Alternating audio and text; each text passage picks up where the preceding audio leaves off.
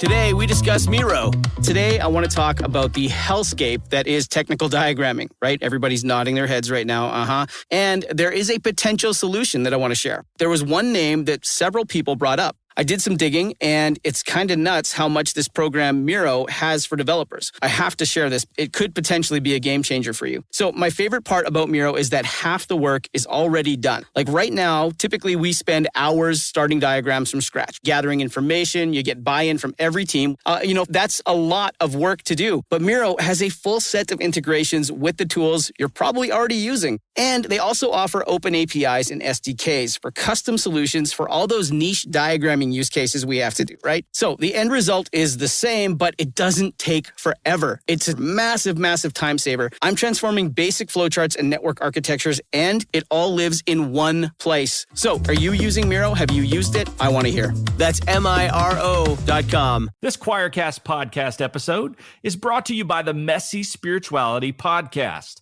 Hey, this is Jason Elam. Join Lola Robbins, Kyle Butler, and me for the Messy Spirituality Podcast, where we try to empower your spiritual evolution with honest conversation about how to be a better human, taking a critical look at toxic Bible stories, and look behind the headlines for growth opportunities underlying current events.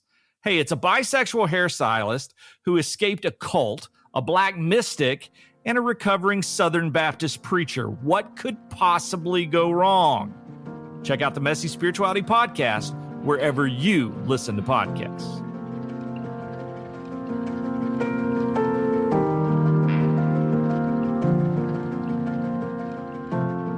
All right, what's up, everybody? Welcome back to the show we like to call the Jonathan_Foster Podcast. Because all the cool names for podcasts were taken, like my friend Jason there, Messy Spirituality. That would have been nice, but nope, couldn't use it. It's just the Jonathan_Foster podcast, and I like this music here. Kind of sets the tone for what we're going to talk about both in this episode and in the coming episode, which is a two-part conversation with my now good friend, Dr. Richard Boothby. Rick is an author. He's also a professor. He teaches at Loyola University of Maryland.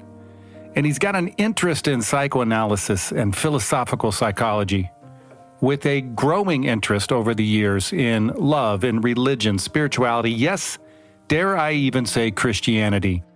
And if you think it's interesting that someone who's into Freud and Lacan and psychoanalysis is deeply interested in Jesus, well, I do too. And by the way, there are others. I mean, people like my friend Tim Suttle and Pete Rollins, also Todd McGowan. These are all really important thinkers who approach the topic of Jesus with psychoanalysis that I have found to be super helpful, if not very interesting. So Rick and I share some other common denominators as well. Unfortunately, he lost his son years ago, something he writes about in his book entitled Blown Away, Refinding Life After My Son's Suicide. And I came across that book a year or so ago, which then led me to find him online and eventually to his next book, which is his most recent, and that's entitled Embracing the Void. Let's see, what can I say about Rick and these two episodes? I mean, they mean a lot to me. Both the things we're talking about, the concept of love and its inherent incompleteness, if I can say it that way, which I guess I just did. Yeah, so that whole idea has been life-changing for me. So that means a lot. But not only that, the friendship that I've been able to strike up with Rick, that means even more. I don't know, man. Life is wild, isn't it? I would not have imagined meeting and interacting with guys like Rick a few years ago, but I'm so grateful for the journey that I've been on. And hey, I don't know what journey you've been on, but in case no one has told you lately, you can do it.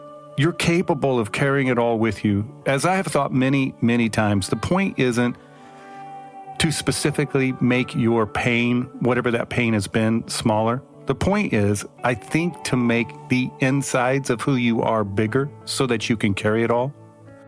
A bigger inside. A bigger interiority is capable of carrying more stuff, and I just think it all belongs. Everything in your journey belongs, man. Everything. I don't mean that the act of being traumatized or abused is something for which you should specifically be trying to carry. No, you can let that act go at some point. But the scar? Yeah, that's always going to be with you and with me. And what I think is that as we grow our hearts and our interiority, that thing, that scar, it might just become a beauty mark. I don't know, and I don't mean to force this upon you. I think it's all about consent, but the invitation, I think, is to allow that thing to be transformed into something beautiful. At any rate, Rick and I met up recently. We had a couple of conversations, and if you've experienced grief and are interested in the intellectual, spiritual trip that grief has taken you on, I think you'll like this discussion. And maybe even if you haven't been taken on a trip, you'll like this discussion. I hope so, at least. And I hope you'll check into Rick's work, find out more about him as you continue on the journey. Meanwhile, Indigo, The Color of Grief, is out on all platforms. That happened on December 5. By the way, Rick gave me an amazing endorsement for the book, so I really appreciate that. But I hope you can check the book out. And if you like it, make sure to leave a review on Amazon or whatever platform you bought it on. I don't know why these reviews mean so much, but apparently they do, and it's a really easy way to kind of support your favorite author. Oh, wait, am I your favorite author? That's nice of you to say. Thank you. All right, if you like this conversation with Dr. Richard Boothby, make sure you share it with a friend. Oh, and I guess I should say that there's a section in the middle where Rick asks me a little bit about myself. This first episode was the first time he and I had gotten to talk, so he's asking me some about my backstory. I wound up cutting a portion of that out. So when you get to about 39 minutes, that's where I cut out and in, and that's a part where we begin to talk about Simone Weil. I don't know. I just felt like some of you who have listened to the podcast or who already know me already knew some of that story. And so when I get to talking about open and relational theology, mimetic theory, and then somehow we got into Simone Weil, I took a part out. I don't know. Some of you are like, oh, well, if I knew that was possible, there's a whole bunch of stuff you should be taking out. I should have not even told you, right? Anyhow, here we go. Thanks, everyone. Peace.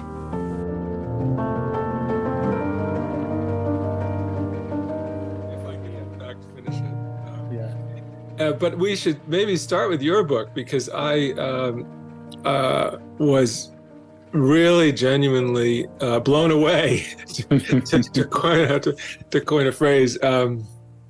It's a magnificent piece. I was really both inspired and impressed and humbled and just enchanted by it. It was a very, very moving and very original piece. I don't know, somebody said they compared it to C.S. Lewis, and I thought it's kind of C.S. Lewis meets E.E. Cummings or something like that, but with such soul and such thoughtfulness about the larger religious questions, which of course really interest me, as you know. Mm-hmm. But I'm sorry for your loss of your daughter, and a finer tribute to her couldn't be had than the book you wrote. So it's a lovely, lovely thing. Well, thank you. That means a lot, and I really, really appreciate that. Yeah, I don't know how to respond to that other than saying thank you. And as well as anyone, not that any other one person can entirely know exactly what's going on, but as well as anyone the writing process, and I don't think I put myself under pressure, but you want to write in a way that honors your kid also and honors that relationship. And it took me a while, but I feel like I kind of finally started to get a little bit of what she would have loved and enjoyed as well as me. So that's kind of fun. There's something happening there Can you tell me, I first rehearse, I maybe got it at some point, but it didn't stick exactly when she died, how long ago it was, and what got you started on what now is Indigo? Yeah, so she died New Year's Day. What motivated you into it? Oh, yeah. Yeah, I want to ask you the same thing. New Year's Day 2015. So that's New Year's Day 2015. Okay, so 8 years ago, coming up. Yep. Wow. That's about exactly half of the time since my son's death. That was 2006. Right. And it seems like I've heard you say, did it take you a while? No, or you were writing kind of right away, but you really didn't compile it all for a few years, something like that. I started trying to write about it in the first year. Even the first month after his death, I was writing out of a kind of desperation and despair, and I couldn't. It was I just couldn't get anything down. It was totally dysfunctional. Then a year later, I tried. I was away out of the country and had some time, and also tried, but it didn't work. And but I desperately needed it. I knew it. So it was about I guess it was a year and a half anyway, 2 years actually. And I had a summer, and I think I mentioned this in the book. Yeah, I think in obvious sympathy and kind of attempt at contact and sharing with my son, who was a smoker. And I had been a smoker earlier in my life. I went back to smoking immediately. Interesting. And then that summer, I went nuts. I just smoked constantly for about 10 weeks, sitting on the front porch of my little townhouse in Baltimore, and wrote the first draft. But it wasn't to me, it wasn't a book for somebody else. I was just writing to survive.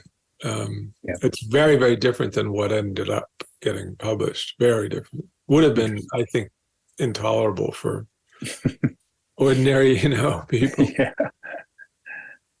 Interesting. Yeah, me too. The writing piece of it became very, very important. And as with all my writing, I really got serious about writing right before she died, and then certainly right after. And so all the stuff I've done has basically been what I call discovery writing. I didn't really set out to do any of it, because suddenly, although my theology had started to shift anyhow, I was reading Peter Rollins kind of right before that. So it was starting to shift, and some other folks too. But then that was, of course, like just high octane fuel to the whole, we're gonna rethink a lot of this. So it's all been discovery, and yeah, I totally agree. Sometimes, just that daily process of getting up and getting alone and writing out words on a page and moving them around feels like something's happening within me, like stuff's moving around inside of me. And so, you asked about motivation. Mostly, I think, it's really weird. It's so weird because 8 years ago, I was in a different place than I am now.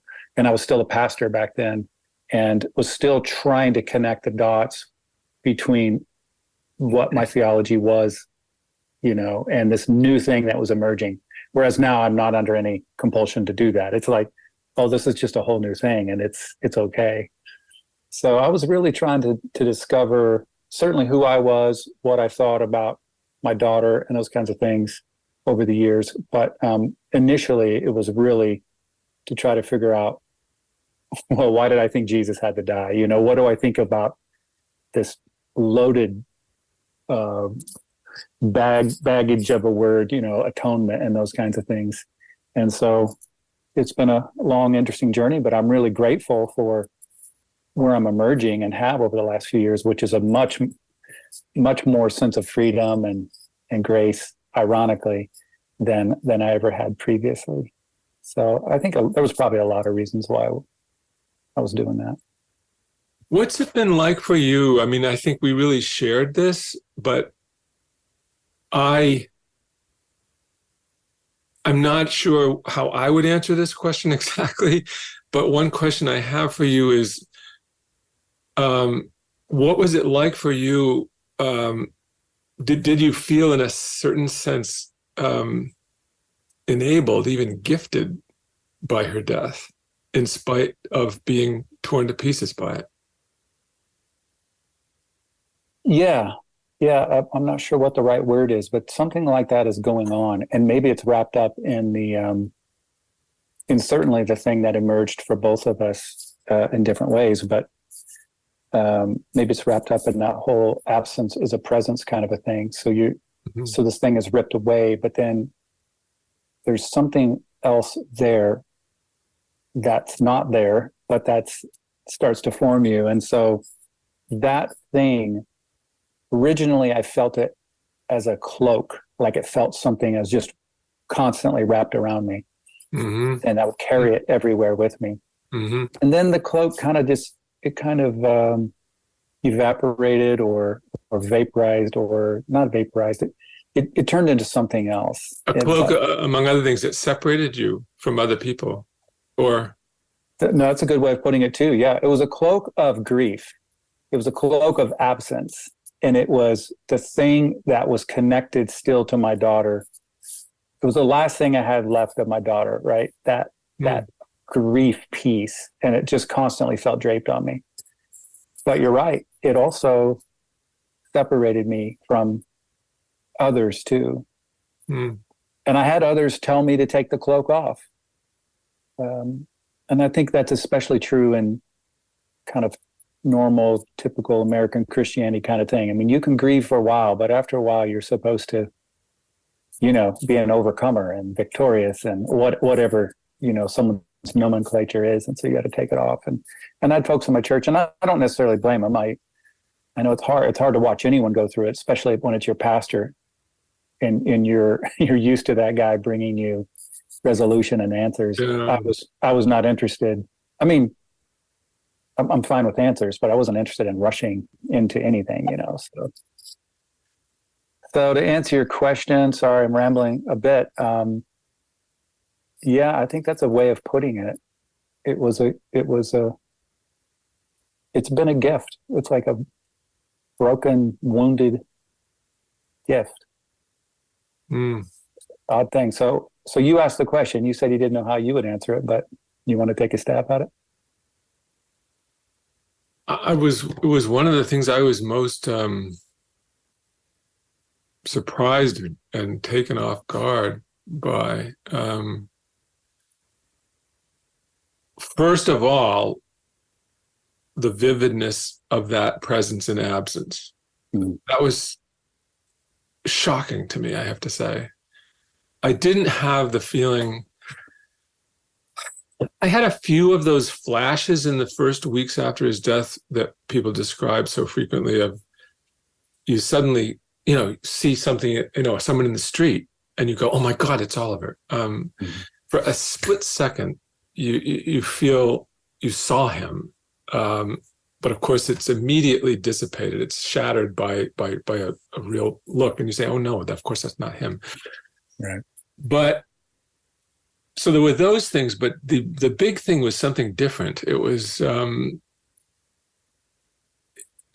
really feeling him present, and suddenly feeling the whole register of memories and feelings and my whole relationship with him. It felt like the blood coming back into a bloodless corpse. It really was coming back to life. I mean, it was and at first it was hard. At the same time, I was overjoyed. It was very strange and complicated. And but I increasingly felt like it was a terrific gift, which I just had to be thankful for. Part of it was obvious. I mean, part of it was he had died a little bit unlike. I keep wanting to say Amy, but I think I'm getting it wrong. Your daughter's name? Quincy. Quincy. Yeah. Yeah. Do you say it in the book, her name? Maybe I'm once, really. Oh, it makes me feel a little better. And it's in lowercase. You might have missed it. Wow, it's a lovely name. I do actually, now that you say it, I do remember it, but you're right, it's not frequently mentioned. Anyway, when he died, I fairly quickly felt this strange, this paradox between being utterly bereft and emptied out and just devastated, just left. I comment on this at one point. I just say I felt like I was dead, that right. I was the ghost. I was the absolute, will o' the wisp, a shadow. Yeah.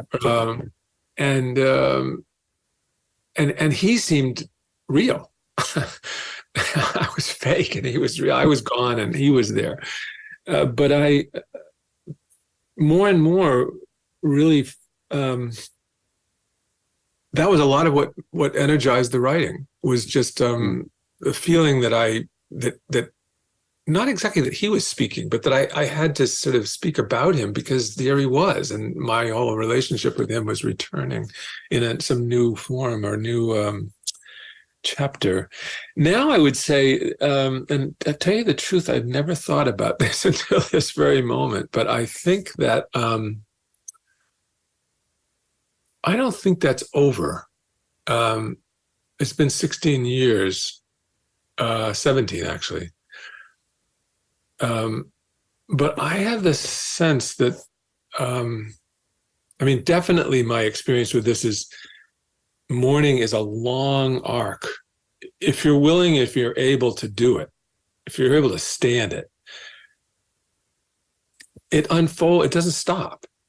It never goes away. I don't think he's ever going away, for which actually I'm grateful, to some extent. But it's also it has its heavy side, as in almost heavy in the sense of responsibility too. I feel, and I feel like we're not done. I'm not done. Learning from him. Not done coming to know him. I'm not done having some kind of influence of his on my life, my heart, my feelings about things, my thoughts. And anyway. Tell me more about that responsibility. When you said that word, what do you think that means?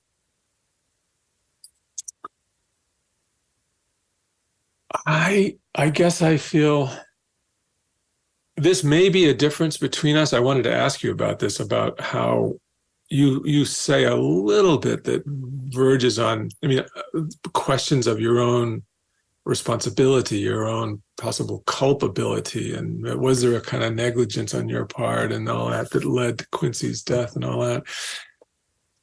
In my case, I suffered from that terribly. Partly because just before his death by suicide, we had a terrible falling out. I had called a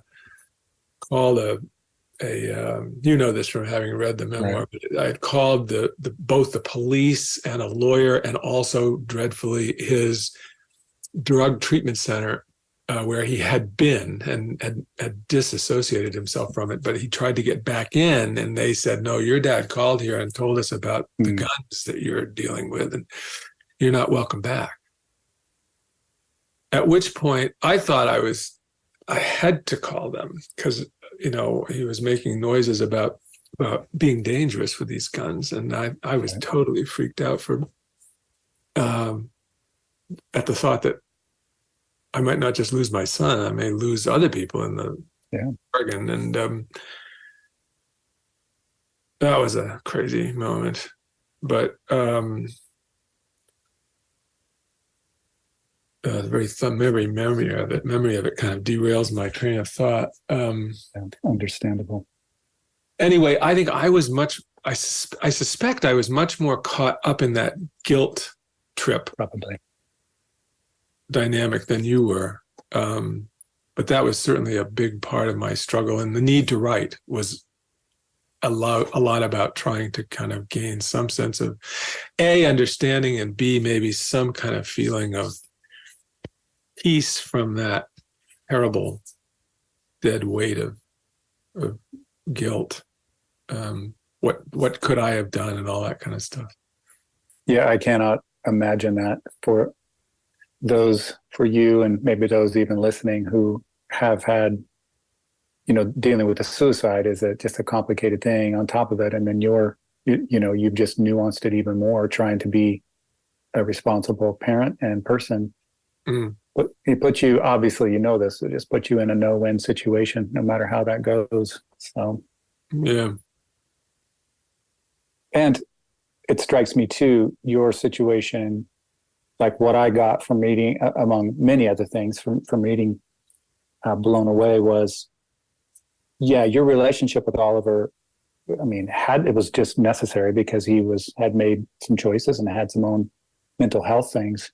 And so your relationship was so strained that, yes, by your writing, there seems to be a recreation and remembering, like you're remembering that a relationship together. And that was a really beautiful thing. And I can see why, you would want to continue to, among other reasons, continue to write and continue to remember that thing. And that was really beautiful. Absolutely. Writing was for me, and I take it this may be true for you in your book. It was time with him. I was just, right. Sometimes it was terribly painful. Right. But it was really time of enormous intimacy with him. Yeah. Yeah. In fact, I think about my ex-wife, who I still am in touch with, and we have still a very cordial is too cold a word. We've got separate paths in life now, but we're still quite close, and thank goodness. Yeah. But I think she's experienced this in a quite different way. But both of us have felt this in some sense. There's no margin of separation at all. That Oliver is absolutely central part of both of our lives, even 17 years after his death. And I don't feel like that's something bad.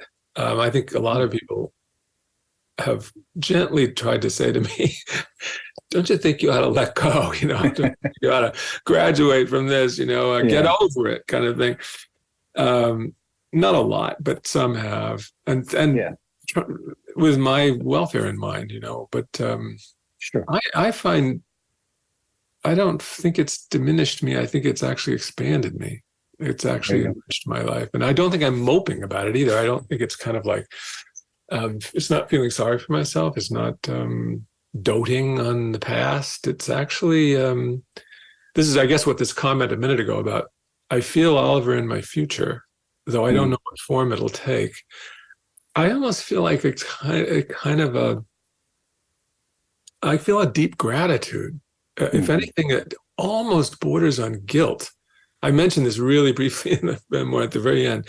I feel like I've taken so much from him in his death, after his death, that I almost feel guilty about it. Like he suffered the death and was deprived of the rest of his life, and I've gained from it, which I find there's something in that's I can have moments where I'm really almost horrified by it, and yet it's true. That's really, really interesting. Well, it goes with things you say a lot, particularly in the second half of Indigo, but where you talk about the gift of what the departed impart to us, and also the way in which loss is not what it initially appears to be in many instances, and love doesn't die.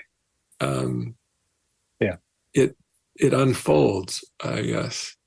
if you're open to it. Right. Right. I think yeah. There's that line in that I always think of the Interstellar movie, Christopher Nolan, and the scientist is saying, it's a very simple saying, and in one sense it feels cliched, but in another sense, I think it might be the depth of everything. But she says, yeah, that love is the only thing that transcends time and space.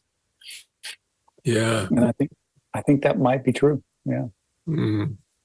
Tell me about your, it's like just before we got on, I was revisiting some of the things that I had highlighted and blown away.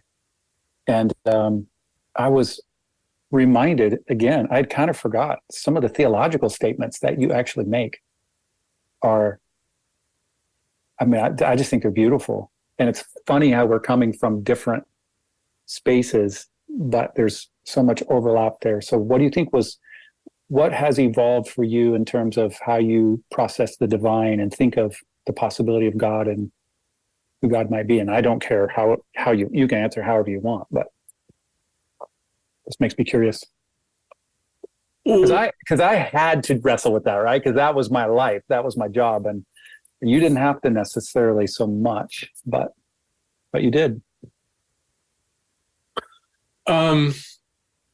There's a lot to say about that. In fact, I feel like there's enough to say, so maybe too much to say.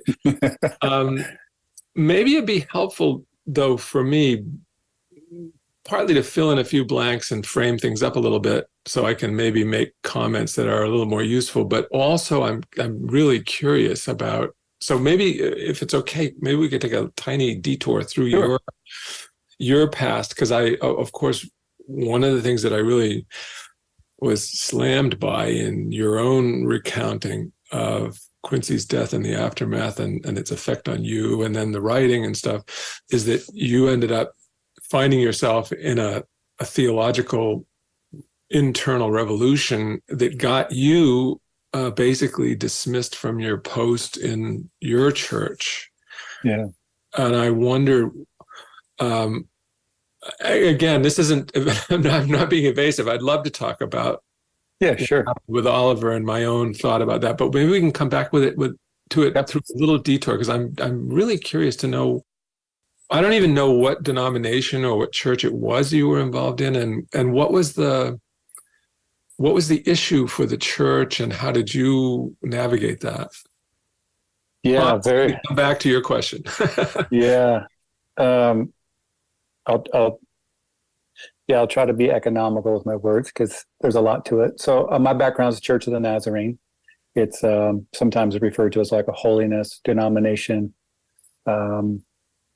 And both granddads on both sides were Nazarene pastors. My dad was a Nazarene pastor. Oh, really? Wow. Yeah, lots of in-laws and cousins. I mean, we very much indoctrinated into the whole thing. And for the most part, it was positive. It was a positive way to grow up. Had a really good dad. He was very legalistic, but there was a lot of love there, and it was very good. I always tended to be more on the progressive side of things. I was a church planter, and so that helped because I didn't have to in that movement and in a lot of kind of Americanized Christian movements, when you plant churches, you're kind of like the R&D for the denominations, and they don't really care what you do as long as if you start to grow and you're effective, then they'll start to ask things of you. But so I got to kind of be on the edge and experiment a little bit, and that was good for me. I wouldn't have lasted in a really traditional setting. So as I mentioned previously, I was reading Peter Rollins and some Father Richard Rohr and maybe Anne Lamott, Barbara Brown Taylor, these kind of people who were more progressive. And it was definitely inviting me to reassemble or, to rethink my faith. And then also I was running into people who were very different from me. I mean, the most obvious thing that comes to mind is LGBTQ plus folks. As a pastor, of course, you run into all kinds of people. Mm-hmm. And I just kept getting struck with how beautiful some of these people were, how some of them did not ask for this, which of course, that was one of the storylines that's the narrative of most American Christianity is it's this thing that they're choosing and making bad moral decisions. And that's just so gross and And it's so illogical. Once you meet a few people who are really struggling, like most of them, I'm not suggesting it's true with everyone, but many of them would gladly trade some of the things that they had carried to fit within the quote unquote normalized thing. So that was really doing a number on me anyhow. Fast forwarding, after Quincy died, my initial thought, basically the thought in my head for the first couple months was, what the hell just happened? And then I was like, well, why did she have to die? I wasn't mad at God per se, although I think some people thought I was. It wasn't that as much. I was just really trying to figure out, like, what is the point? What does this mean? Why would this have to happen? For me, all those questions were in some way directly or indirectly connected to, why did Jesus have to die? Yes. And I just kept, every time I would start to go down, it was like water that reaches the lowest level. Like I'd be experimenting with this thought up here about Quincy, and it would just seep down into this, culvert. And that culvert kept being, well, why did Jesus have to die? So of course, the answer that had been given to me and that I had basically parroted most of my life was that, well, Jesus had to die because God couldn't offer forgiveness without that, which is an absurd thought when you stop and think about it. If God is love, now if God is something else, then it makes sense. But if God is love, it doesn't make any sense that he would need someone to die in order to forgive. So that was not making sense. And then that's when, by the grace of God, I found René Girard. And Girard gave me an intelligent way to recognize why Jesus had to die. Jesus had to die because we killed him. And this is what we do. We've ordered, our culture and our systems for ages now around sacrifice. And there's a bunch of other things that, Girard helps me nuance. But that was like, I remember that was about the end of 2015. I was like, oh, this could get me in a lot of trouble.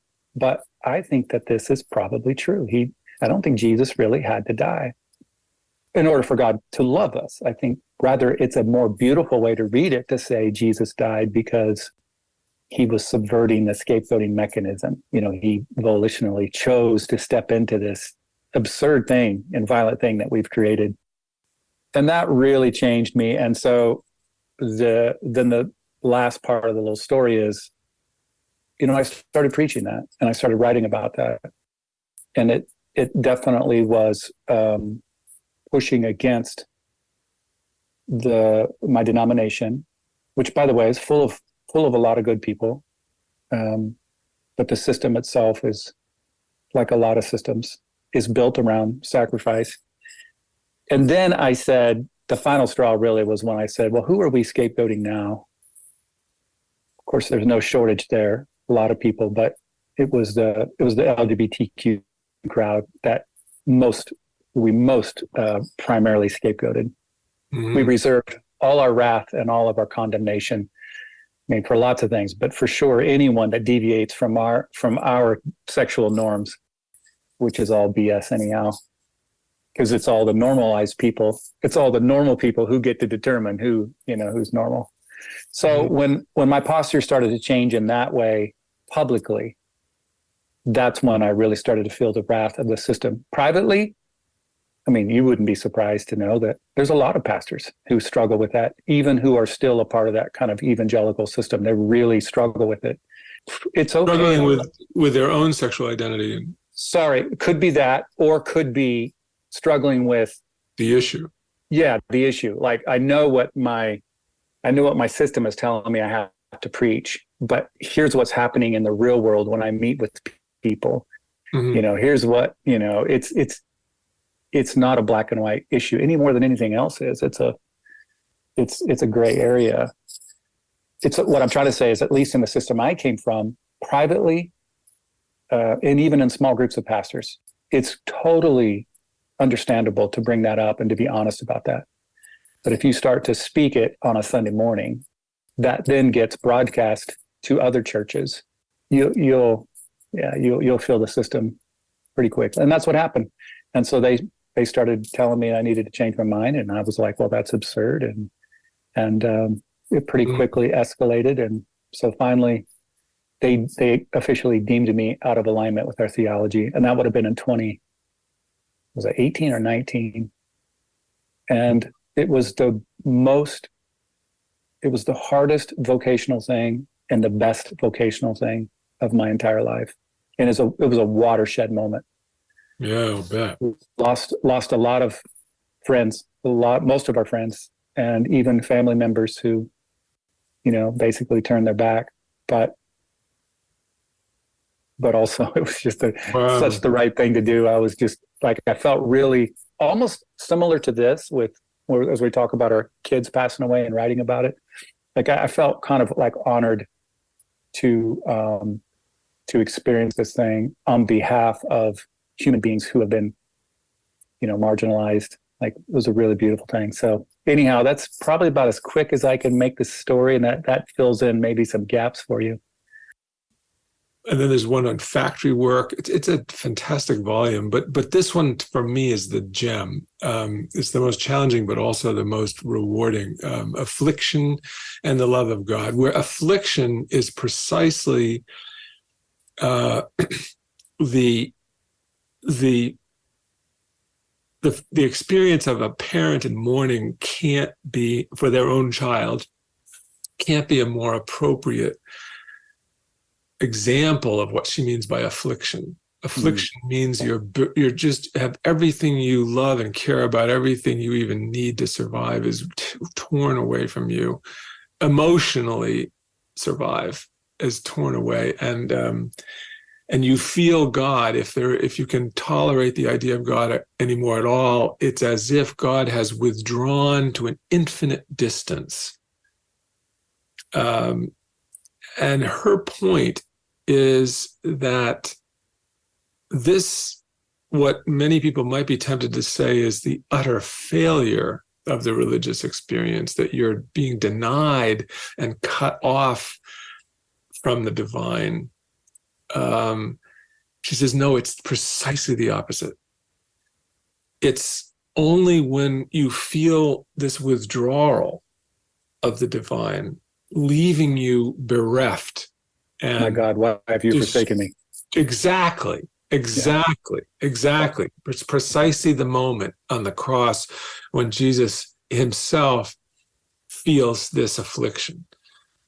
That's the moment when the divine can actually, and Augustine knew this. I mean, that's when the infinite enters you more intimately than you have yourself. I mean, it's closer to your God is closer to you than you are to yourself.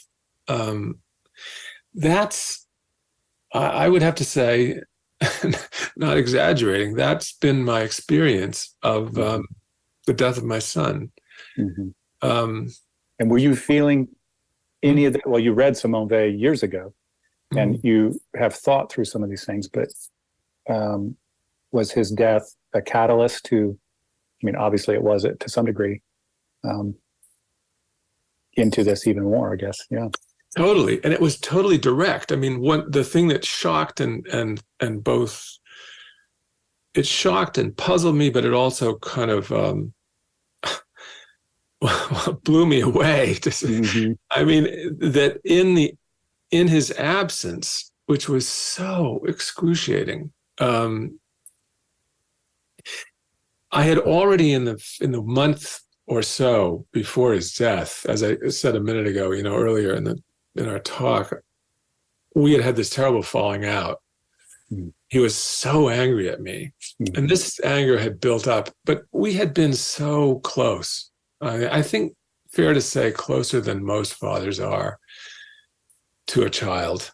And this was my only child. And we had just shared so much. And that intensity of the relation made his suicide and his death so much more challenging. But what amazed me was precisely in his absence, he was intimately close to me. I have never felt, he returned to me. Yeah. Now, of course, some of this has a much more banal explanation. It's not banal even at that, but it's a much more ready to hand explanation, which is, all the heartbreak and tension and just pain of living with an addict is taken away. And suddenly you have access to the boy you loved. Yeah. Unsoiled and unwounded by the whole mess of the drug addiction and all the rest of it. That's true, of course. But I very quickly realized, no, that's not all this is. It's an intimacy that I'd never had with him. And as if, I don't know what to make of this theologically. I haven't worked that out yet. Still a big question mark sitting on the end of my bed every night when I go to bed. But it definitely opened me to this idea that you're onto. I think that it is in loss and absence. It is in love's longing for what it doesn't perfectly possess, and maybe that of and for which it is absolutely bereft, in mourning and missing. That is the space in which we relate to the divine, whatever the divine is. That's what seems to me to have been kind of delivered to me, and I feel actually incredibly grateful that it was delivered. Again, I don't know what to make of it theologically. I think you were aware of this, and you may have already read it. You may have already told me this, but I ended up, while working on the memoir for whatever it was, 15 years or so,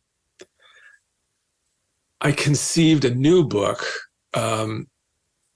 my favorite of the books I've written, I think by far the best, called Embracing the Void. Right.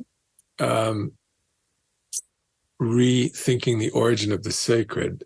And in that book, I draw on the French analyst Jacques Lacan to make sense out of this idea that in what withdraws from us, what is lost to us of those we loved, it is in the heart of that absence that the true presence, infinitely paradoxically, makes itself available to us. And to explain exactly kind of how that is experienced and what it means, that's of course a whole other challenge. But the basic outline, the basic kind of contours of what happened in my mind, which was totally unexpected, I have to say. I've always had a little bit of a spiritual sensibility, and that sometimes in my life in and out of something like real religiosity. But when Oliver died, I was 51, I think, and I wasn't in a very, very religious period, but his death has definitely revolutionized my sense of what, in a profound sense, the religious is about. What the human relation to divinity or to transcendence, whatever you're going to call it, what that is. Love. Yeah, love, exactly. That love is, at some extremely profound level, not separable from absence. Right. And this paradox is just absolutely at the heart of us. It's the heart of us. And suddenly I actually now would defend the idea that I don't think Freud in his, as you know, I'm sure he's basically very hard on religion, and his critique is very powerful and not totally nonsense. But I get the feeling that Freud was resistant to this particular insight. And it's the insight of the great mystics, maybe Eckhart more than any of them, but the great mystics are all about this, it seems to me. as are the great spiritual thinkers of many of the Asian traditions. Definitely Zen, Buddhism, and Hinduism, and we can trace this in many religions around the world and through history. But that was for me the great gift. Was this revolution that was as much philosophical as it's been emotional. Yeah, and maybe theological, and theological, absolutely. Yeah. The only reason why I still have a little, I balk a little bit at the word theological, only because the theos, the God part, is now, I feel like it's a word I have a hard time using without fearing that I'll be immediately misunderstood. That the God that most people envision, which is the traditional God of Christian theology anyway, is the absolutely present being, the absolute being that has no lack, no gap. Yes, it's absolute plenitude, and I want to say no. Actually, you have to be able to think absolute being at the heart of absolute absence. That's funny, because I also am reluctant to use the word God, coming from, you might be coming from slightly more philosophical circles and assuming that everyone thinks that you're talking about a God without lack. I'm coming from slightly more Christian circles. It's the same thing. It's like the magic, fix the silver bullet kind of God that completes you. Yeah. And I don't think that's it at all. And what really helps me, what was really revolutionary for me, was not only thinking these things, but then continuing to return to the Bible and realizing how often it plays out in the Bible that way. And certainly the life of Jesus seems to resonate more with this this kind of idea of love than anything, where absolutely he's achieved and completed and everyone loves him and he's conquering. And so isn't that wild? So that was really, really important for me. Now I've read the Bible less in the last year than I have my entire life put together, if that sentence even makes sense. But it's still really, really important to me. And it certainly was coming out of the tradition I did. And I don't see anything in the Bible that dissuades me from what you were talking about. And I think, I think it might be the hope of us all, that the fabric of all of this is built around some kind of, I don't know what to call it sometimes, this hole, this gap, this self-giving woundedness, this vulnerability that's willing to be in consent, to be in a consensual relationship with not just humans, but with all things from the microscopic to the macroscopic. That's a very interesting divine thing going on. That's right. And a lot of what, as you know, I guess you've read the book, but it's Embracing the Void. Huh? Yes. Embracing the Void. Well, I will tell you, I stopped reading that in part. I don't know if you can relate to this. It's like, I have some background in music too.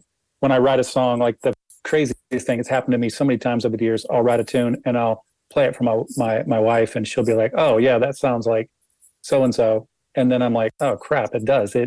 I just stole their melody," right?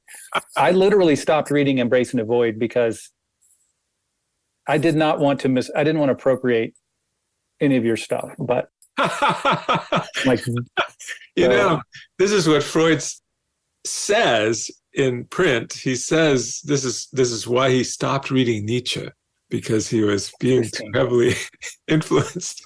Interesting. So in this example, you're Nietzsche and I'm Freud. I don't know. I don't know who got the worst end of the deal on that. But one of the things that surprised me about writing that book, it really did, was it was a book that yes, I think it really was inspired by Oliver's death. It was inspired really at a deep level by an experience of one of the things I this from Blown Away. I had the enormous good fortune of the year immediately after Oliver's death of being part of this psilocybin study at Johns Hopkins. Right.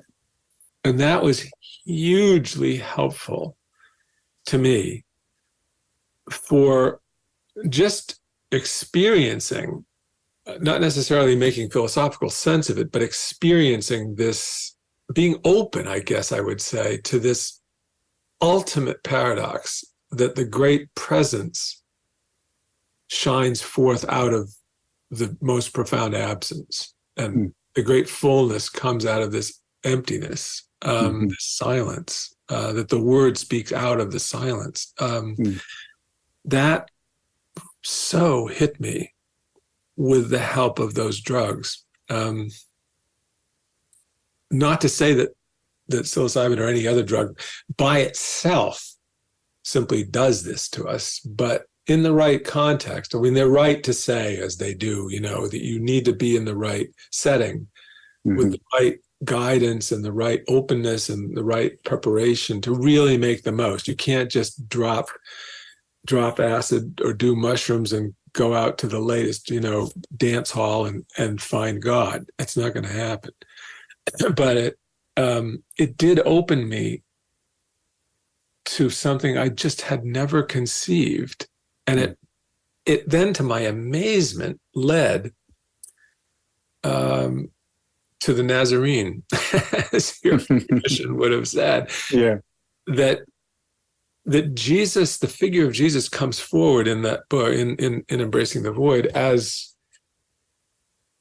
a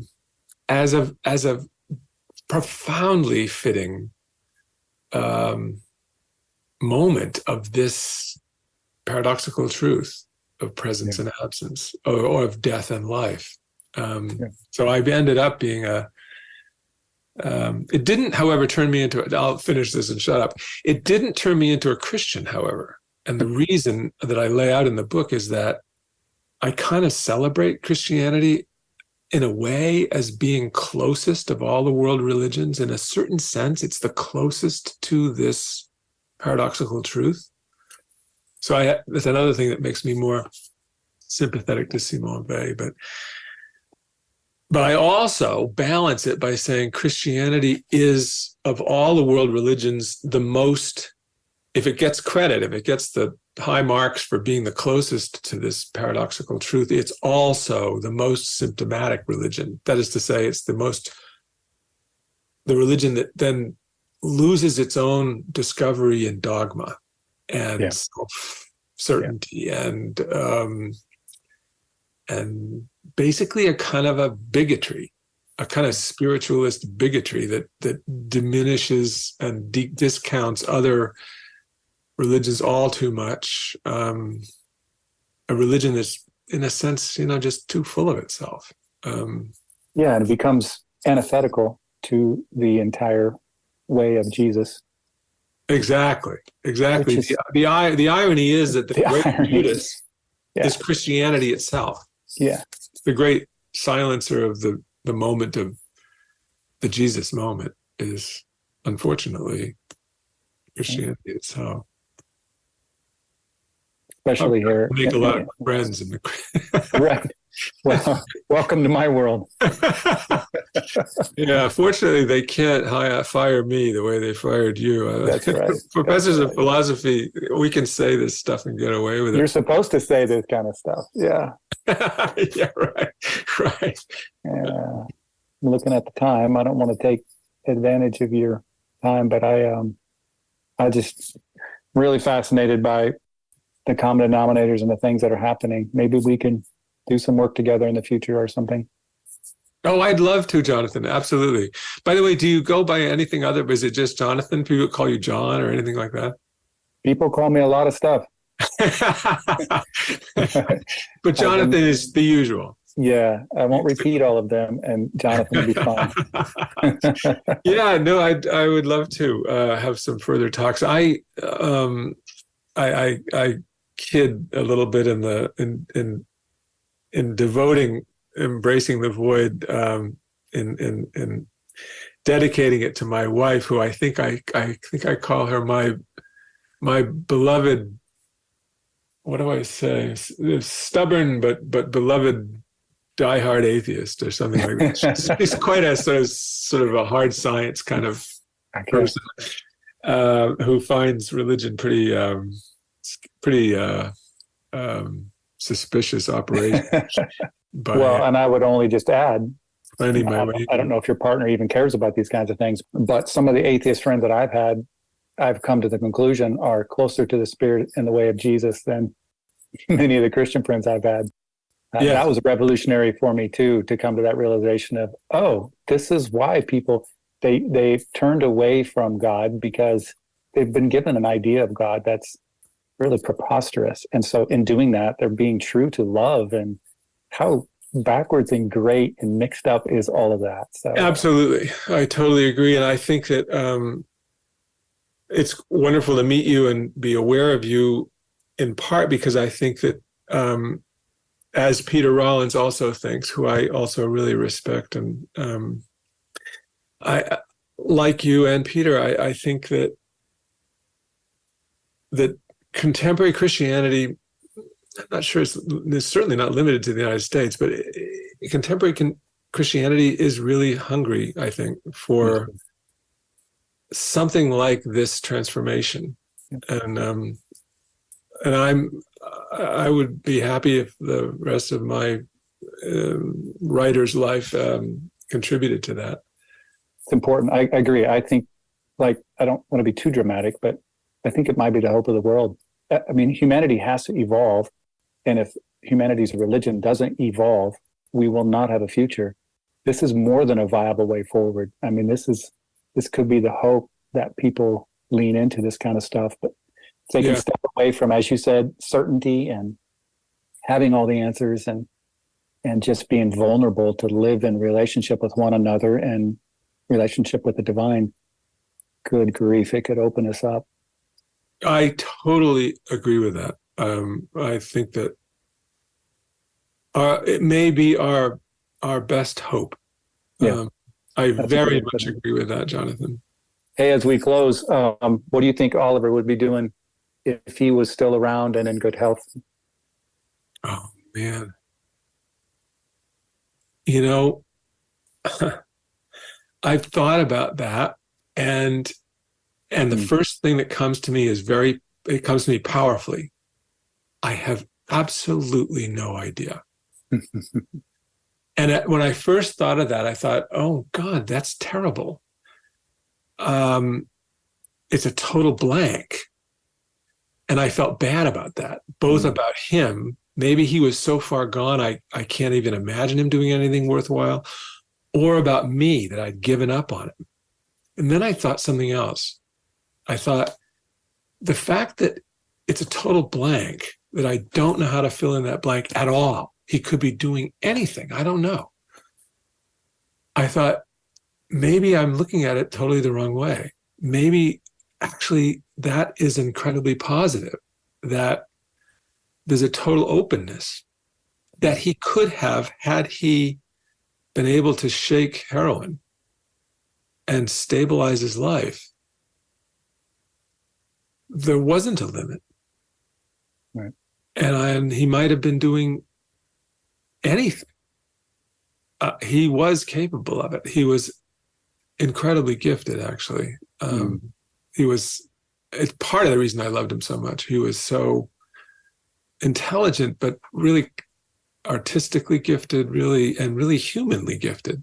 His grandson, by the way, who's now coming up on 21 years old next month, he has some of these qualities of his father. Just a beautiful soul, I have to say. No prejudice as his grandfather. Yeah, right. Anyway, let's definitely stay in touch, and I'd be delighted to, if it's useful, I'd be delighted to talk more, with you on or off the air about these issues, because I'm really, really concerned about them and would both like to learn more and contribute what I can. So be very open to that. As Claude Rains said in a famous moment, no, it's Bogey who said it, of course. I think this could be the beginning of a beautiful friendship. That's right.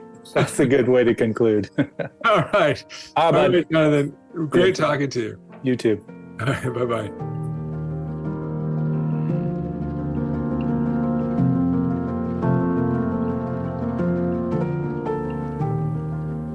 All right, everyone. Thanks for hanging out with me and Rick today. Make sure you check out his work. Just Google Richard Boothby online.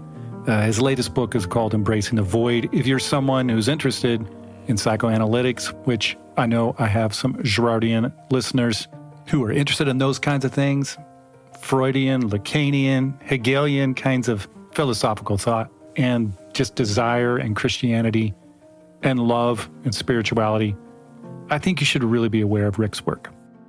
All right, blessings to everyone. Make sure you tune into part 2 of this conversation. It was actually a whole different day that we talked, so it wasn't so much part 2 of this particular conversation. It was another day, but lots of similar themes. That's coming up in the next episode. Peace, everyone. Have a great week.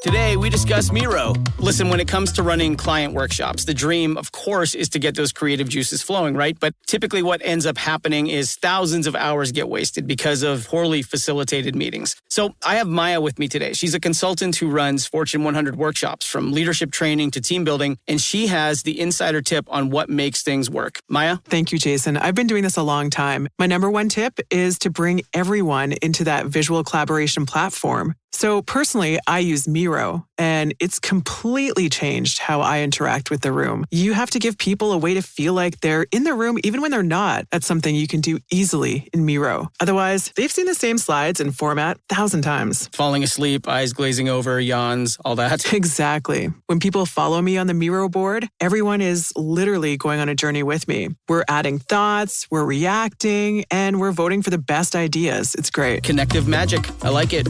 That's MIRO.com.